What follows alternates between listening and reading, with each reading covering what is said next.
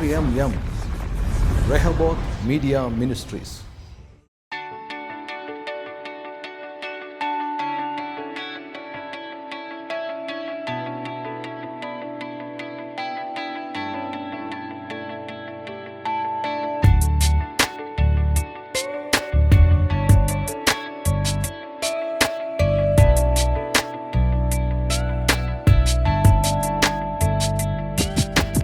ನನಗೊಂದು ಉತ್ತಮ ಗೀತೆ ನನ್ನ ಪ್ರಿಯನೊಟ್ಟಿಗೆ ಹಾಡುವೆನು. ಯೇಸುಗಾಗಿ ಬರೆದಿರುವ ಗೀತೆ ಶಾರೋನಿನ ಹೂವಿನಂತೆ ಮೃದುವು. ನನಗೊಂದು ಉತ್ತಮ ಗೀತೆ ನನ್ನ ಪ್ರಿಯನೊಟ್ಟಿಗೆ ಹಾಡುವೆನು. ಯೇಸುಗಾಗಿ ಬರೆದಿರುವ ಗೀತೆ ಶಾರೋನಿನ ಹೂವಿನಂತೆ ಮೃದುವು. ನನ್ನ ಹೃದಯವು ಮುಟ್ಟುವ ಗಾಯವನ್ನು ಕಟ್ಟುವ ಯೇಸು ಹಾಗೆ ಯಾರನ್ನು ನೋಡಲಿಲ್ಲ. ಇಂಥ ಒಳ್ಳೆಯ ಆನಂದ ಜೀವದಲ್ಲಿ ಕೊಡಲು ಯೇಸುವೇ ನಾನೊಂದು ಕಾಲವು ನೆನಸಲಿಲ್ಲ. 10,000ದಲ್ಲಿ ಅತಿ ಶ್ರೇಷ್ಠನು ನನ್ನ ಯೇಸು ಪ್ರಿಯನಾದನಾದನೆ. ನನ್ನ ಹೃದಯವನ್ನು ಕದ್ದುಕೊಂಡ ಪ್ರಿಯನೇ, ಸರ್ವಸುಂದರನಾದ ಯೇಸು. ನನಗೊಂದು ಉತ್ತಮ ಗೀತೆ ನನ್ನ ಪ್ರಿಯನೊಟ್ಟಿಗೆ ಹಾಡುವೆನು. ಯೇಸುಗಾಗಿ ಬರೆದಿರುವ ಗೀತೆ ಶಾರೋನಿನ ಹೂವಿನಂತೆ ಮೃದು. ಮರುಭೂಮಿಯಲ್ಲಿ ಅರ್ಧ ಜೀವವಾಗಿ ಯಾರ ಕಣ್ಣು ಕಾಣದೆ ಮೆರಗುವೆ. ಪ್ರೀತಿಯಿಂದ ನನ್ನ ಮುಚ್ಚಿರುವೆ. ಹೆಸರನ್ನು ಕರೆದು ಅಪ್ಪಿಕೊಂಡೆ. ಮರುಭೂಮಿಯಲ್ಲಿ ಅರ್ಧ ಜೀವವಾಗಿ ಯಾರ ಕಣ್ಣು ಕಾಣದೆ ಮೆರಗುವೆ. ಪ್ರೀತಿಯಿಂದ ನನ್ನ ಮುಚ್ಚಿರುವೆ. ಹೆಸರನ್ನು ಕರೆದು ಅಪ್ಪಿಕೊಂಡೆ. ನನ್ನ ಹೃದಯವು ಮುಟ್ಟುವ ಗಾಯವನ್ನು ಕಟ್ಟುವ ಯೇಸು ಹಾಗೆ ಯಾರನ್ನು ನೋಡಲಿಲ್ಲ. ಇಂಥ ಒಳ್ಳೆಯ ಆನಂದ ಜೀವದಲ್ಲಿ ಕೊಡಲು ಯೇಸುವೇ ನಾನೊಂದು ಕಾಲವು ನೆನಸಲಿಲ್ಲ. 10,000ದಲ್ಲಿ ಅತಿ ಶ್ರೇಷ್ಠನು ನನ್ನ ಯೇಸು ಪ್ರಿಯನಾದನಾದನೆ. ನನ್ನ ಹೃದಯವನ್ನು ಕದ್ದುಕೊಂಡ ಪ್ರಿಯನೇ, ಸರ್ವಸುಂದರನಾದ ಯೇಸು.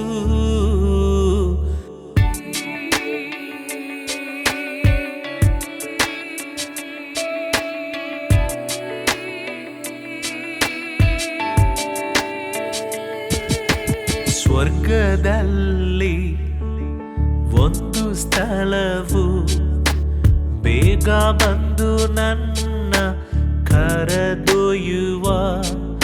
ಆ ಒಳ್ಳೆ ದಿನಗಾಗಿ ಕಾದಿರುವೆ. ನಿನ್ ಪ್ರೇಮ ದಿನ ದಿನ ಹೆಚ್ಚುತ್ತಿದೆ. ಸ್ವರ್ಗದಲ್ಲಿ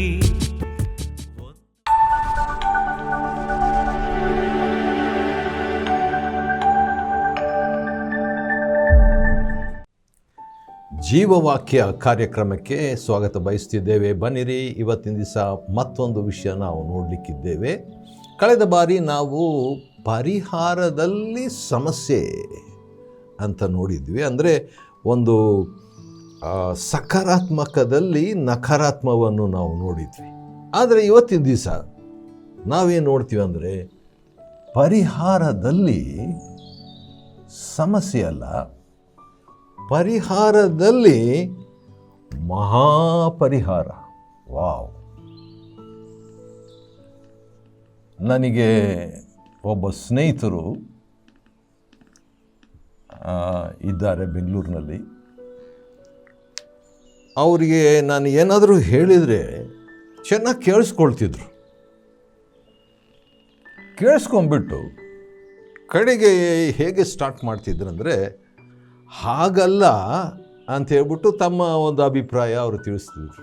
ಇದು ಒಂದು ಸರಿ ಅಲ್ಲ, ಎರಡು ಸರಿ ಅಲ್ಲ, ಯಾವಾಗ ನೋಡಿದರೂ ಚೆನ್ನಾಗಿ ನಾನು ಹೇಳುವಂಥ ಮಾತನ್ನೆಲ್ಲ ಕೇಳಿಸ್ಕೊಂಡ್ಬಿಡ್ತಿದ್ರು. ಒಂದು 2-3 ನಿಮಿಷ ಆನಂತರ ಹಾಗಲ್ಲ ಚೆಲ್ಲ ಅಂತ ಹೇಳ್ಬಿಟ್ಟು ಸ್ಟಾರ್ಟ್ ಮಾಡ್ತಿದ್ರು.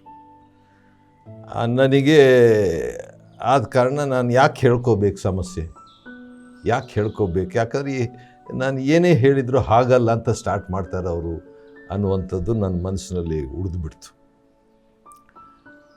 ಪರಿಹಾರದಲ್ಲಿ ಸಮಸ್ಯೆ, ಆದರೆ ಪರಿಹಾರದಲ್ಲಿ ಮಹಾಪರಿಹಾರ. ಇದು ದೇವರು ನಮಗೋಸ್ಕರವಾಗಿ, ಮಾನವರಾದ ನಮಗೋಸ್ಕರವಾಗಿ ಭೂಲೋಕದಲ್ಲಿ ಇಟ್ಟಿರುವಂಥದ್ದು. ಹೌದು, ಈ ತರಬೇತಿಯ ಶೈಲಿಯಿಂದ ನಾವು ದೇವರ ವಾಕ್ಯವನ್ನು ಅಧ್ಯಯನ ಮಾಡಿಕೊಳ್ತಾ ಇದ್ದೇವೆ ಮತ್ತು ಅದೇ ಸಂದರ್ಭದಲ್ಲಿ ಕಂಪ್ಯಾರಿಟಿವ್ ಸ್ಟಡಿ, ಹೋಲಿಕೆಯ ಒಂದು ವ್ಯಾಸಂಗ ನಾವು ನೋಡ್ಕೊಳ್ತಾ ಇದ್ದೀವಿ, ಅಧ್ಯಯನ ಮಾಡ್ತಾ ಇದ್ದೀವಿ. ಮತ್ತು ಈ ಬಗ್ಗೆ ನಿಮ್ಮಿಂದ ಪ್ರತಿಕ್ರಿಯೆಗಳು ನಮಗೆ ಬರುತ್ತಾ ಇದೆ. ತುಂಬ ಧನ್ಯವಾದಗಳು. ಅದು ನಮಗೆ ಉತ್ಸುಕತೆ ಮತ್ತು ನಮಗೆ ಸಹಾಯಕರ ಉತ್ಸಾಹವನ್ನು ನೀಡುವಂಥದ್ದಾಗಿದೆ. ಇವತ್ತಿನ ದಿವಸ ಪರಿಹಾರದಲ್ಲಿ ಪರಿಹಾರ. ವಾವ್! ಅದೇನಪ್ಪ ಅನ್ನುವಂಥದ್ದು ನೀವು ನೋಡ್ತಾ ಇರ್ಬೋದು. ಈ ಬಗ್ಗೆ ನಾನು ಸ್ವಲ್ಪ ಸಂಸ್ಕೃತ ಪದಗಳನ್ನು ಸ್ವಲ್ಪ ಬಳಸಲಿಕ್ಕೆ ಇಷ್ಟಪಡ್ತೇನೆ. ಅದು ಈ ರೀತಿಯಾಗಿ 1-2 ಆಧಾರ ನಾನು ತಗೊಳ್ತೀನಿ. ಅದಕ್ಕೆ ಮೊಟ್ಟ ಮೊದಲನೇದಾಗಿ ಋಗ್ವೇದ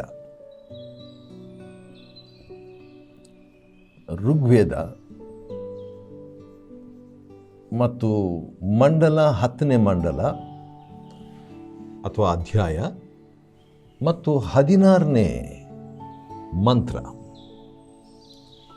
ಅದರಲ್ಲಿ ಒಂದು ಒಳ್ಳೆಯ ಮಾತಿದೆ. ಆ ಮಾತು ಏನಂತ ಹೇಳ್ಬಿಟ್ಟು ನಾನು ತಿಳಿಸ್ತೀನಿ ರೀ. ಅದಕ್ಕಿಂತ ಮುಂಚೆ ಇದೇ ಒಂದು ಮಾತು ಸತ್ಪಥ ಬ್ರಾಹ್ಮಣ ಎಂಬ ಗ್ರಂಥದಲ್ಲಿ ಕೂಡ ಇದೇ ಒಂದು ಮಾತು ಬರೆಯಲಾಗಿದೆ. ಸರಿ, ಇದು ಏನು ಅಂತ ಹೇಳ್ಬಿಟ್ಟು ನಾನು ಬರಿತೀನಿ ನೋಡ್ರಿ. ಭಾಳ ಚೆನ್ನಾಗಿದೆ. 2 ಪದ ಆದರೂ ಕೂಡ ಭಾಳ ಶಕ್ತಿಯುತವಾದಂಥದ್ದು. ಇದು ಪರಿಹಾರದಲ್ಲಿ ಮಹಾಪರಿಹಾರ. ಪ್ರಜಾಪತಿ ಅಂದರೆ ಋಗ್ವೇದದ 10ನೇ ಮಂಡಲದಲ್ಲಿ ಪ್ರಜಾಪತಿಗೆ 16ನೇ ಆ ಒಂದು ಮಂತ್ರ ಅಥವಾ ಶ್ಲೋಕದಲ್ಲಿ ಹೇಳುವಂಥ ಮಾತಿದು. ಪ್ರಜಾಪತಿ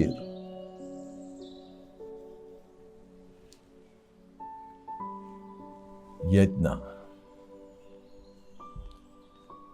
ಅಂದರೆ ಏನಪ್ಪ ಇದು ಪ್ರಜಾಪತಿ ಯಜ್ಞ ಅಂತ ಹೇಳ್ಬಿಟ್ಟು ಇಲ್ಲಿ ಇದೆ ಅಂತ ನಾವು ನೋಡುವಾಗ ದೇವರೇ ಪರಿಹಾರ ಅಂತ ನಾವು ನೋಡಿದ್ವಿ. ಈಗ ನಾವು ಅದನ್ನು ಇನ್ನೂ ಸ್ಪಷ್ಟವಾಗಿ ಹೇಳಬೇಕಾದ್ರೆ ದೇವರೇ ಯಜ್ಞವಾಗಬೇಕು, ದೇವರೇ ಬಲಿಯಾಗಬೇಕು. ಈಗ ದೇವರಂತ ಒಬ್ಬ ವ್ಯಕ್ತಿ ಭೂಲೋಕವನ್ನು ಸೃಷ್ಟಿ ಮಾಡಿ, ಮನುಷ್ಯರನ್ನು ಸೃಷ್ಟಿ ಮಾಡಿ ಸೂರ್ಯ ಚಂದ್ರ ನಕ್ಷತ್ರಗಳು ಇವೆಲ್ಲವನ್ನು ಸೃಷ್ಟಿ ಮಾಡಿ ಆ ದೇವರೇ ಬಲಿ ಆಗಿಬಿಟ್ರೆ, ದೇವರೇ ಯಜ್ಞವಾಗಿಬಿಟ್ರೆ ಏನಾಗಬಹುದು ಅನ್ನುವಂಥ ಒಂದು ವಿಚಾರ ನಮಗೆ ಬರ್ಬೋದು. ಮತ್ತು ಇನ್ನೊಂದು, ಇದನ್ನು ಸ್ವಲ್ಪ ಹಾಗೆ ನಾವು ಯೋಚನೆ ಮಾಡೋಣ. ಏನದು? ದೇವರೇ ಬಲಿಯಾಗೋದು. ಆ ಕಾಲದಲ್ಲಿ ದೇವರು ಏನು ಮಾಡ್ತಿದ್ರು, ದೇವರೇನು ಹೇಳ್ತಿದ್ರು, ಆ ಪ್ರಾಣಿಗಳನ್ನು, ಅದು ಕುರಿ ಇರ್ಬೋದು, ಉದಾಹರಣೆಗೆ ಯಾಜಕ ಕಾಂಡದಲ್ಲಿ ಏನಂತ ಬರೆದಿದೆ ಅಂತ ಹೇಳ್ಬಿಟ್ಟು ನೋಡುವಾಗ 4ನೇ ಮತ್ತು 5ನೇ ಅಧ್ಯಾಯ, ಅದನ್ನು ಕೂಡ ನಾನು ಇಲ್ಲಿ ಬರೀತೇನೆ ರೀ. ಯಾಜಕ ಕಾಂಡ ಅದರಲ್ಲಿ 4ನೇ ಅಧ್ಯಾಯ ತಗೊಳ್ಳೋಣ. 1ರಿಂದ ಇರುವಂಥ 5 ವಚನಗಳಲ್ಲಿ ಏನಂತಿದೆ, ಯಾರಾದರೂ ಪಾಪ ಮಾಡಿದರೆ ಅವರು ಬಲಿಯನ್ನು ಅರ್ಪಿಸಬೇಕು. ಅದೇ ಒಂದು ಮಾತನ್ನು 5ನೇ ಅಧ್ಯಾಯದಲ್ಲಿ ಕೂಡ ಬರೆದಿದೆ. ಒಂದು ವೇಳೆ ಯಾಜಕನೂ ತಪ್ಪು ಮಾಡಿದರು, ಪಾಪ ಮಾಡಿದರು, ಅವನು ಕೂಡ ಏನು ಮಾಡಬೇಕು, ನಾನು ಯಾಜಕನಾಗಿದ್ದೇನೆ, ಪುರೋಹಿತನಾಗಿದ್ದೇನೆ, ಆದ ಕಾರಣ ನನಗೆ ಯಜ್ಞ ಬೇಕಾಗಿಲ್ಲ ಅಂತ ಹೇಳಬಾರ್ದು, ಆತನು ಕೂಡ ಸಮರ್ಪಿಸಬೇಕಂತ ಹೇಳ್ಬಿಟ್ಟು. ಆದರೆ ಇದು ಒಂದು ಛಾಯೆಯಾಗಿತ್ತು ರೀ, ಛಾಯೆ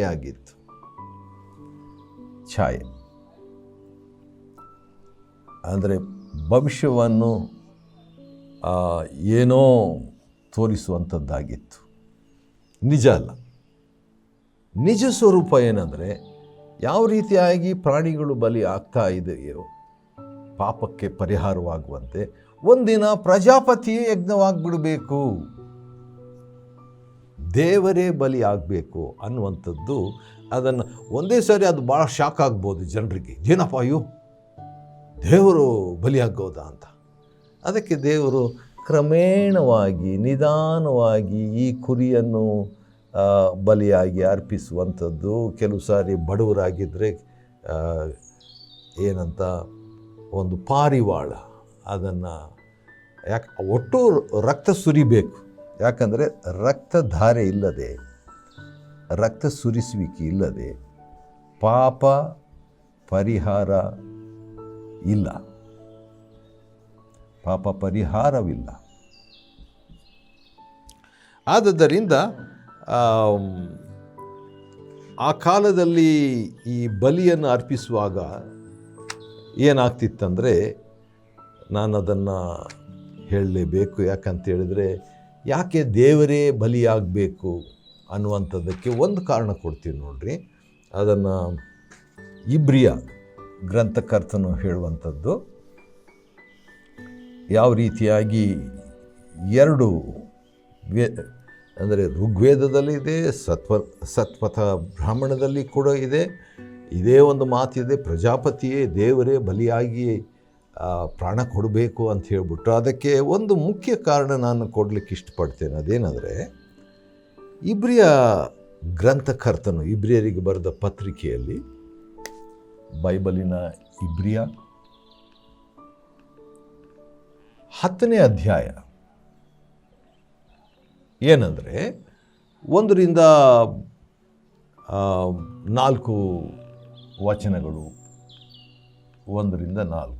ಇದರಲ್ಲಿ ಏನಿದೆ ಆ ಮಾತಿನ ತಾತ್ಪರ್ಯ ನಾನು ಹೇಳ್ತೀನಿ, ಪೂರ್ತಿಯಾಗಿ ಓದೋದಿಲ್ಲ. ಅದೇನೆಂದರೆ, ಹಳೆ ಕಾಲದಲ್ಲಿ ಪ್ರಾಣಿಗಳನ್ನು ಬಲಿ ಅರ್ಪಿಸಿದಾಗ ಮಾಡಿದ ಪಾಪಗಳು ಮುಚ್ಚಲಾಗಿತ್ತಿತ್ತು. ಈಗ ನೋಡ್ರಿ, ನಾನು ಈ ಉದಾಹರಣೆಗೆ ನೋಡ್ರಿ, ಇದು ನನ್ನ ಮನಸ್ಸು, ನನ್ನ ಜೀವನ.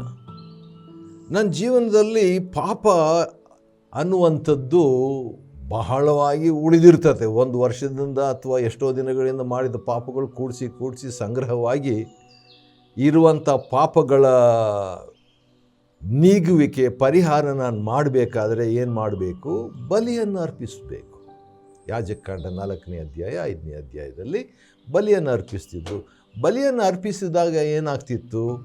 ಮಾಡಿದ ಪಾಪ ಏನಾಗ್ತಿತ್ತಂದರೆ ಮುಚ್ಚಲಾಗುತ್ತಿತ್ತು. ಈಗ ನೋಡಿ, ಕಾಣ್ತಾ ಇದೆಯಾ? ಇಲ್ಲ, ಮಾಡಿದ ಪಾಪ ಕಾಣ್ತಾ ಇಲ್ಲ, ಯಾಕಂದರೆ ಮುಚ್ಚಿ ಹೋಗಿದೆ. ಆದರೆ ಅದೇ ಸಂದರ್ಭದಲ್ಲಿ ಪಾಪ ಇಲ್ಲ ಅಂತ ಹೇಳ್ತೀವ? ಇಲ್ಲ ಅಂತ ಹೇಳಲಿಕ್ಕೆ ಆಗಲ್ಲ, ಯಾಕಂದರೆ ಅಲ್ಲಿದೆ, ಅಲ್ಲಿದೆ. ಯಜ್ಞವೇನು ಮಾಡ್ತಿತ್ತು? ಕುರಿಯಿಂದ ಅಥವಾ ಪಾರಿವಾಳದಿಂದ ಸಮರ್ಪಿಸುವಂಥ ರಕ್ತ ಸುರಿವಿಕೆ ಕೇವಲ ನಮ್ಮ ಪಾಪಗಳನ್ನು ಮುಚ್ಚುತ್ತಿತ್ತು, ತೆಗೆಯುತ್ತಿರಲಿಲ್ಲ. ಇನ್ನೊಂದು ಸರಿ ಹೇಳ್ತೀನಿ, ನಾವು ಮಾಡಿದ ಲಕ್ಷಾಂತರ ಪಾಪಗಳು ಏನೇ ಇದ್ದರೂ ಕೂಡ ನಾವು ಅರ್ಪಿಸಿದ ಯಜ್ಞಗಳ ಮುಖಾಂತರವಾಗಿ ಏನಾಗ್ತಿತ್ತು? ಮಾಡಿದ ಪಾಪಗಳು ಮುಚ್ಚಲಾಗುತ್ತಿತ್ತು, ಮುಚ್ಚಲ್ಪಡ್ತಿತ್ತು, ಆದರೆ ತೆಗೆಯಲ್ಪಡ್ತಿರಲಿಲ್ಲ, ನೀಗಲ್ಪಡ್ತಿರಲಿಲ್ಲ. ಅದಕ್ಕೆ ಪಾಪಗಳ ನೆನಪು ಆಗಾಗ ಆಗ್ತಿತ್ತು. ಇನ್ನೊಂದು ಸಾರಿ ಹೇಳ್ತೇನೆ, ಪಾಪಗಳ ನೆನಪು ಮತ್ತೆ ಮತ್ತೆ ಆಗಿನ ಕಾಲದಲ್ಲಿ ಇದ್ದಂಥ ಜನರಿಗೆ ಆಗ್ತಾ ಇತ್ತು. ಯಾಕಂತ ಹೇಳಿದ್ರೆ ಪಾಪವು ನೀಗಿಸಲ್ಪಡಲಿಲ್ಲ, ತೆಗೆಯಲ್ಪಡಲಿಲ್ಲ, ಬರೇ ಮುಚ್ಚಲ್ಪಟ್ಟಿತ್ತು ಅಷ್ಟೇ.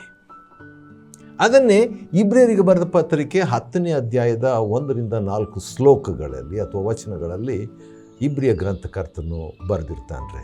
ಸರಿ, ಈ ಪಾಪ ನನ್ನಿಂದ ಹೋಗಬೇಕು, ಬರೀ ಮುಚ್ಚಲ್ಪಡಬಾರ್ದು, ಮತ್ತೆ ಮತ್ತೆ ಆ ಪಾಪ ನೆನಪಿಗೆ ಬರ್ತಾ ಇದೆ, ಅದು ಹೋಗಬೇಕು. ಪರಿಹಾರ ಏನು? ಪರಿಹಾರದಲ್ಲೇ ಮಹಾಪರಿಹಾರ ಪ್ರಜಾಪತಿರ್ ಯಜ್ಞ. ದೇವರೇ ಬಲಿಯಾಗಬೇಕು. ಕುರಿ ಬಲಿಯಾಗೋದಲ್ಲ, ಹೋರಿ ಬಲಿಯಾಗೋದಲ್ಲ, ಹೋತ ಬಲಿಯಾಗೋದಲ್ಲ, ಪಾರಿವಾಳ ಬಲಿಯಾಗೋದಲ್ಲ.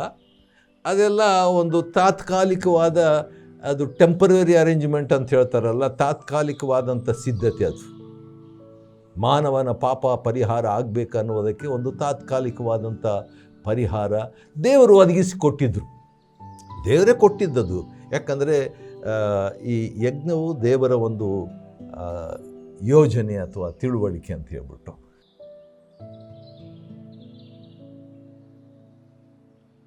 ಸರಿ, ತಂದೆಯ ಮಹಾಬ್ರಾಹ್ಮಣ.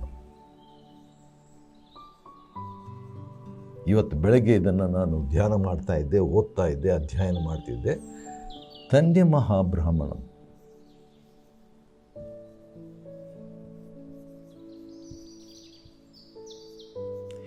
ಈ ಗ್ರಂಥದಲ್ಲಿ 7ನೇ ಅಧ್ಯಾಯ 7th ಚಾಪ್ಟರ್ 7ನೇ ಅಧ್ಯಾಯ ಮತ್ತು 2ನೇ ಖಂಡದಲ್ಲಿ ಅಥವಾ 2ನೇ ಭಾಗದಲ್ಲಿ ಒಂದು ದೊಡ್ಡ ಮಾತು ಬರೆದಿದೆ ರೀ. ಅದನ್ನು ಓದ್ಬಿಟ್ಟು ಭಾಳ ಖುಷಿ ಆಗ್ಬಿಡ್ತು ನನಗೆ. ಏನಂತ ಇದೆ ಅಂತ ನೋಡ್ತೀರಾ? ಸರಿ, ಬರೀತೀನಿ.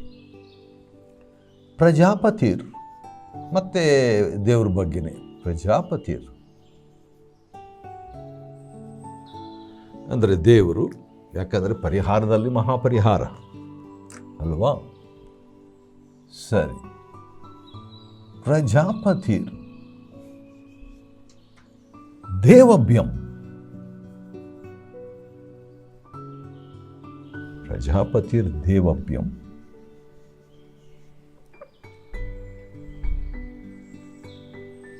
ಇದು ಸಂಸ್ಕೃತ ಭಾಳ ಚೆನ್ನಾಗಿ ಇರುವಂಥ ಒಂದು ಭಾಷೆ ಮತ್ತು ಅದರಲ್ಲಿ ಅಡಕವಾಗಿರುವಂಥದ್ದನ್ನು ವಿವರಿಸಿದಾಗ ನಮ್ಗೆ ಅರ್ಥ ಆಗ್ತದೆ. ಪ್ರಜಾಪತಿರ್ ದೇವಭ್ಯಂ ಆತ್ಮನಾಂ. ಆತ್ಮನಾಂ ಇದರ ಅರ್ಥ ವಿವರಿಸ್ತೇನೆ, ಆವಾಗ ಭಾಳ ಖುಷಿ ಆಗ್ತದೆ. ಕೃತ್ವ ಪ್ರಾಯಶ್ಚಿತ್.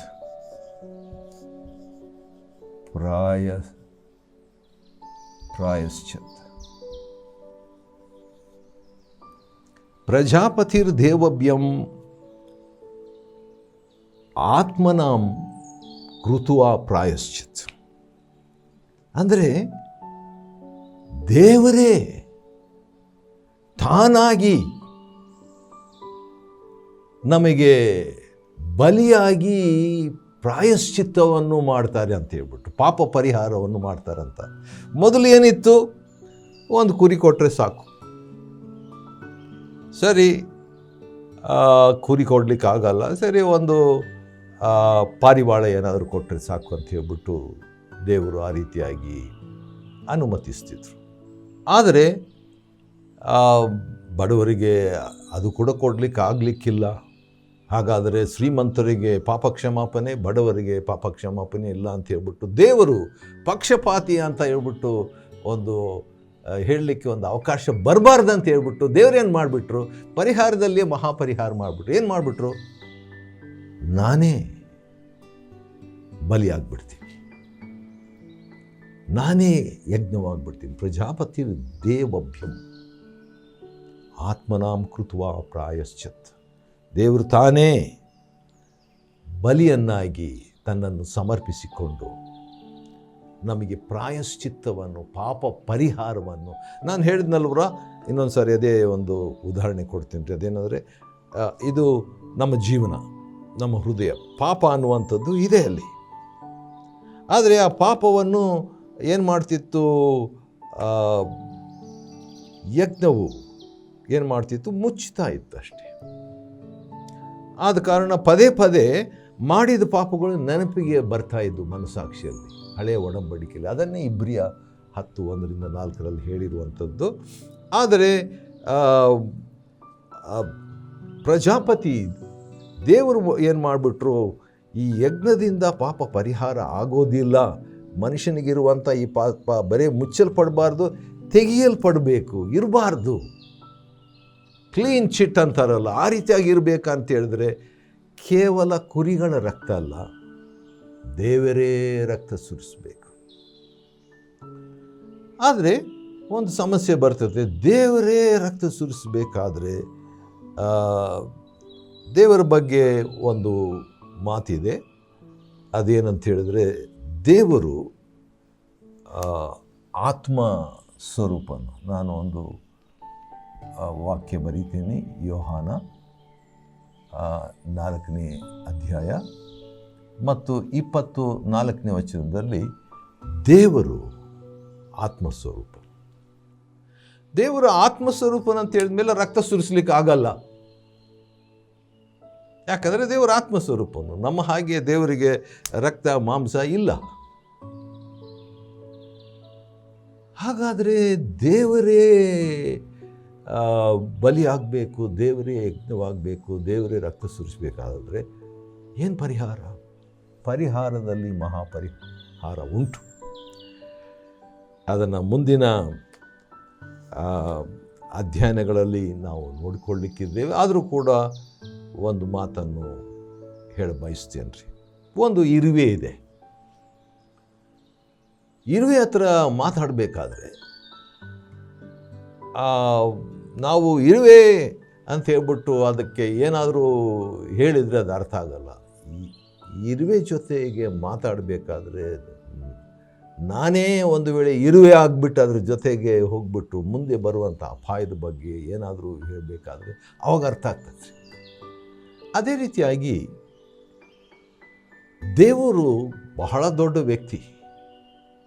ಆ ದೇವರು ನಮ್ಮ ಜೊತೆಯಲ್ಲಿ ಮಾತನಾಡಬೇಕಾದ್ರೆ ಬೈಬಲ್ನಲ್ಲಿ ಒಂದು ಕಡೆ ಬರೆದಿದೆ, ಮೋಶೆ ಎಂಬ ಮಹಾಭಕ್ತ ಇದ್ದ. ಒಂದು ಸರಿ ದೇವರು ಮಾತಾಡಿದಾಗ ಆಕಾಶದಿಂದ, ಸ್ವರ್ಗದಿಂದ, ದೇವಜನರು ಇಸ್ರಾಯೇಲರೆಲ್ಲ ಹೇಳಿದ್ರಂತೆ, ದೇವರು ನಮ್ಮ ಜೊತೆಗೆ ಮಾತಾಡೋದು ಬೇಡಪ್ಪ, ನಮ್ಗೆ ಭಯ ಆಗ್ತೈತೆ, ಹೆದರಿಕೆ ಆಗ್ತೈತೆ, ಗುಡುಗಿದಂಗಿದೆ, ನೀನು ಬೇಕಾದ್ರೆ ಮಾತಾಡು, ದೇವ್ರು ಮಾತಾಡೋದು ಬೇಡ ಅಂತ ಹೇಳ್ತಿದ್ರು. ಯಾಕಂತ ಹೇಳಿದ್ರೆ ಅಷ್ಟು ಗಂಭೀರವಾದದ್ದು. ಆದುದರಿಂದ ದೇವರೊಂದು ಯೋಚನೆ ಮಾಡಿದರು, ನಾನೇ ಮನುಷ್ಯನಾಗ್ಬಿಟ್ರೆ, ಪ್ರಜಾಪತಿನೇ ಯಜ್ಞವಾಗ್ಬಿಟ್ರೆ, ಮನುಷ್ಯನಾಗ್ಬಿಟ್ರೆ, ಮಾನವರೊಂದಿಗೆ ಒಂದಾಗ್ಬಿಟ್ರೆ, ಮಾನವರೊಂದಿಗೆ ಬೆರೆತ್ಕೊಂಡ್ಬಿಟ್ರೆ ಏನಾಗ್ಬೋದು? ಆವಾಗ ದೇವರನ್ನು ನಾವು ಅರ್ಥ ಮಾಡಿಕೊಳ್ಳಿಕ್ಕಾಗ್ತದೆ. ನನ್ನ ಒಂದು ಅಭಿಪ್ರಾಯ, ಇದನ್ನು ನಾನು ಕೆಲವು ಸಾರಿ ನನ್ನ ಆ ಬೋಧನೆಗಳಲ್ಲಿ ಉಪದೇಶಗಳಲ್ಲಿ ಹೇಳ್ತಿರ್ತೇನೆ. ಅದೇನಂತ ಹೇಳಿದ್ರೆ, ದೇವರು ಅನ್ನುವಂಥ ಒಬ್ಬ ವ್ಯಕ್ತಿ ಇದ್ದಾರೆ. ಆದರೆ ಆ ದೇವರು ನಮ್ಮ ಸಮಸ್ಯೆಗಳು, ನಮಗೆ ಎಷ್ಟೊಂದು ಸಮಸ್ಯೆಗಳು ಇದೆ, ನಮಗೆ ಸಮಸ್ಯೆಗಳು ಇದೆ, ನಮಗೆ ಹೋರಾಟಗಳು ಇದೆ, ನಮಗೆ ನೋವಿದೆ, ಬೇನೆ ಇದೆ, ನಮಗೆ ಕಾಯಿಲೆ ಇದೆ, ರೋಗ ಇದೆ, ನಮಗೆ ಬಡತನ ಇದೆ, ನಮಗೆ ಶಾಪ ಇದೆ, ಏನೋ ಎಷ್ಟೊಂದು ಸಮಸ್ಯೆಗಳು ನಮಗೆ ಇದೆ ಅಲ್ವರ. ಇದನ್ನೆಲ್ಲ ದೇವರು ಅರ್ಥ ಮಾಡಿಕೊಳ್ಬೋದಾ ಅನ್ನುವಂಥ ಒಂದು ಪ್ರಶ್ನೆಗೆ ಹೌದು, ಅರ್ಥ ಮಾಡಿಕೊಳ್ಬೋದು. ಆದರೆ ಒಂದು ಸಮಸ್ಯೆ ಅದರಲ್ಲಿ. ಏನು ಸಮಸ್ಯೆ? ದೇವರು ನಮ್ಮ ಸಮಸ್ಯೆಗಳನ್ನು ತನ್ನ ಜ್ಞಾನದಿಂದ ಅರ್ಥ ಮಾಡಿಕೊಳ್ಬಹುದೇ ವಿನಃ ಅನುಭವದಿಂದ ಅರ್ಥ ಮಾಡಿಕೊಳ್ಳಲಿಕ್ಕೆ ಆಗಲ್ಲ. ಯಾಕಂದರೆ ದೇವರು ಸ್ವರ್ಗದಲ್ಲಿ ಕೂತ್ಕೊಂಡು ಅಥವಾ ದೇವರೆಲ್ಲ ಕಡೆಗೆ ಸರ್ವಜ್ಞಾನಿ, ಸರ್ವ ವ್ಯಾಪಿ ಆತನು ಆಗಿರುವುದರಿಂದ ನಮ್ಮ ಸಮಸ್ಯೆಗಳನ್ನು ಅರ್ಥ ಮಾಡಿಕೊಳ್ಬೋದು. ನನಗೆ ಬೇಕಾಗಿರೋದು ದೇವರು ಬರೀ ಅರ್ಥ ಮಾಡಿಕೊಳ್ಳೋದಲ್ಲ, ದೇವರು ಅನುಭವಿಸಬೇಕು. ದೇವರು ನಮ್ಮ ಸಮಸ್ಯೆಯನ್ನು ಅನುಭವಿಸಬೇಕು, ದೇವರು ನಮ್ಮ ಬೇನೆಯನ್ನು ಅನುಭವಿಸಬೇಕು, ದೇವರು ನಮ್ಮ ರೋಗವನ್ನು ಅನುಭವಿಸಬೇಕು, ದೇವರು ನಮ್ಮ ಬಡತನ, ಇವೆಲ್ಲ ಪಾಪ ಶಾಪ ಇವೆಲ್ಲವನ್ನು ಅನುಭವಿಸಬೇಕು. ದೇವರು ಇದನ್ನೆಲ್ಲ ಅನುಭವಿಸಬೇಕಾದ್ರೆ ದೇವರು ಮನುಷ್ಯ ಆಗಬೇಕು. ದೇವರು ಮನುಷ್ಯ ಆಗಬೇಕು. ಎಲ್ಲೋ ಕೂತ್ಕೊಂಡು ಹೌದು ಮಕ್ಕಳೇ, ಪ್ರಜೆಗಳೇ, ನಾನು ನಿಮ್ಮ ಸಮಸ್ಯೆಗಳನ್ನು ನನ್ನ ತಿಳುವಳಿಕೆಯಿಂದ, ಜ್ಞಾನದಿಂದ ಅರ್ಥ ಮಾಡಿಕೊಳ್ತೇನೆ ಅಂತ ಹೇಳ್ಬೋದು. ಆದರೆ ನನಗೆ ತೃಪ್ತಿ ಆಗಲ್ಲ. ಯಾಕೆಂದರೆ ಮನುಷ್ಯನಾಗ್ಬಿಟ್ರೆ, ನನ್ನಂಥ ರಕ್ತ ಮಾಂಸ ಧರಿಸ್ಕೊಂಡ್ಬಿಟ್ರೆ, ಆವಾಗ ನನ್ನ ಸಮಸ್ಯೆ, ನನ್ನ ಬೇನೆ, ನನ್ನ ರೋಗ, ನನ್ನ ಪಾಪ, ನನ್ನ ಶಾಪ ಇದನ್ನೆಲ್ಲ ದೇವರು ಹೊತ್ತುಕೊಂಡಾಗ ಅನುಭವಿಸಿ ಪ್ರಜಾಪತಿರ್ ದೇವಭ್ಯಂ ಆತ್ಮನಾಂ ಕೃತ್ವಾ ಪ್ರಾಯಶ್ಚಿತ್ತ, ಆಗ ದೇವರು ನನ್ನ ಪಾಪ ಶಾಪ, ನಮ್ಮ ಪಾಪ ಶಾಪ ಇವುಗಳಿಗೆ ಪರಿಹಾರ ತರಲಿಕ್ಕೆ ಸಾಧ್ಯ ರೀ. ಇದನ್ನು ದೇವರು ಮಾಡಿದ್ದಾರಾ? ಇದನ್ನು ದೇವರು ಮಾಡಲಿಕ್ಕೆ ಸಾಧ್ಯವಾ? ಇದನ್ನು ದೇವರು ಹೇಗೆ ಮಾಡ್ತಾರೆ, ಹೇಗೆ ಮಾಡಿದರು, ಚರಿತ್ರೆಯಲ್ಲಿ ಮಾಡಿದ್ರ ಅನ್ನುವಂಥ ಪ್ರಶ್ನೆಗೆ ಉತ್ತರ ಮುಂದಿನ ಸಂದೇಶದಲ್ಲಿ ನಾವು ನೋಡಲಿಕ್ಕಿದ್ದೇವೆ. ಆದ ಕಾರಣ ಇದನ್ನು ಫೋಟೋ ತಗೊಳ್ರಿ. ಈ ಬಗ್ಗೆ ನಮಗೆ ನಿಮ್ಮ ಪ್ರತಿಕ್ರಿಯೆಗಳನ್ನು ತಿಳಿಸ್ರಿ. ಮತ್ತು ಮುಂದಿನ ಸರಣಿ ಸಂದೇಶ ಮಿಸ್ ಮಾಡಿಕೊಳ್ಬೇಡ್ರಿ. ಯಾಕಂದರೆ ಪರಿಹಾರದಲ್ಲಿ ಮಹಾಪರಿಹಾರ ಅದು ಏನಾಗಿದೆ ಅನ್ನುವಂಥದ್ದನ್ನು ನಾವು ನೋಡಲಿಕ್ಕಿದ್ದೇವೆ. ಚರಿತ್ರೆ ಆಧಾರ, ವಿಜ್ಞಾನ ಆಧಾರ, ವೇದಗಳ ಆಧಾರ, ಇವೆಲ್ಲ ಆಧಾರಗಳನ್ನು ನಾವು ನೋಡಲಿಕ್ಕಿದ್ದೇವೆ. ಭಾಳ ಚೆನ್ನಾಗಿರ್ತದೆ. ಬನ್ನಿರಿ ಪ್ರಾರ್ಥನೆ ಮಾಡೋಣ. ಪ್ರೀತಿ ಸ್ವರೂಪನಾದ ತಂದೆಯೇ, ಪರಲೋಕ ಭೂಲೋಕಗಳ ಒಡೆಯನೇ, ಪ್ರಜಾಪತಿಯೇ, ನಮಗೋಸ್ಕರವಾಗಿ ಮನುಷ್ಯನಾಗಿ ಬಂದಂಥ ಒಂದು ವಿಚಾರವನ್ನು ನಾವು ತಿಳ್ಕೊಂಡಿದ್ವಿ. ಅದು ಪರಿಹಾರದಲ್ಲಿಯೇ ಮಹಾಪರಿಹಾರ ಅಂತೆ. ಅದೇನು ಅಂತ ಮುಂದೆ ನಾವು ನೋಡಿಕೊಳ್ಳುವಂತೆ, ನಮ್ಮ ಶಾಪ, ಪಾಪ, ರೋಗ ಎಲ್ಲವನ್ನು ನೀನು ಹೊತ್ತು ತೀರಿಸುವಂಥದ್ದನ್ನು ತಿಳ್ಕೊಳ್ಳುವಂತೆ ನೀನು ಸಹಾಯ ಮಾಡು, ಕೃಪೆ ಕೊಡು. ಹಾಗೆ ಮಾಡ್ತೆ. ಅದಕ್ಕಾಗಿ ಸ್ತೋತ್ರ. ಯೇಸು ಕ್ರಿಸ್ತನ ಹೆಸರಿನಲ್ಲಿ ಸ್ತೋತ್ರ ಮಾಡಿ ಬೇಡಿದ್ದೇವೆ ತಂದೆಯೇ, ಆಮೇಲೆ. ದೇವರು ನಿಮ್ಮನ್ನು ಆಶೀರ್ವದಿಸಲಿ.